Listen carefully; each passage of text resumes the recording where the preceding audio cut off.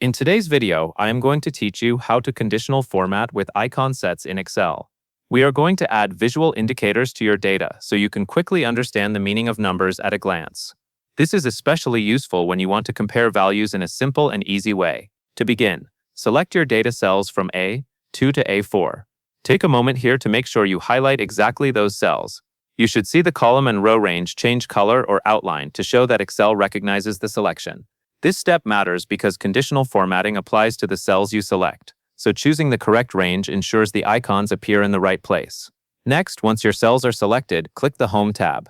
The Home tab is where you will find many of the most common formatting tools. In the Excel ribbon at the top of the window, look for the Home tab and click it so the formatting options appear.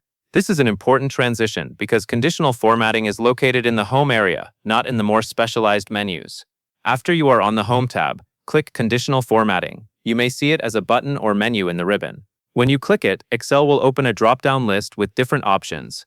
This is the control center for conditional formatting, and it is where you will choose the specific rule type you want to apply.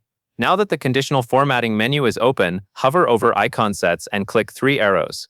Take your time with this part so you select the correct icon style. Hovering over icon sets will show a list of available icon sets. You are looking for the option labeled three arrows. Once you see it, click it to apply the rule. At this point, Excel will automatically place arrow icons into your selected cells based on the value distribution. Before you move on, look closely at the result in your spreadsheet. You should now see three different arrow indicators appearing within the cells you selected. Typically, one direction represents higher values, and another direction represents lower values, with a middle option for values that fall in between. Even if you are not changing any settings yet, the icons are being assigned according to Excel's default thresholds for the selected range. It can also help to understand what you are seeing. Icon sets are designed to provide quick visual scoring.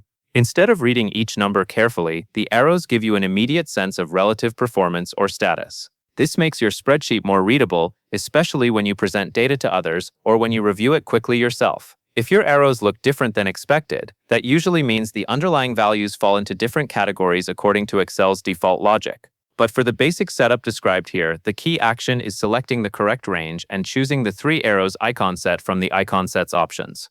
Once you confirm the icons appear in A2 through A4, you have completed the core task. And that is all there is to it.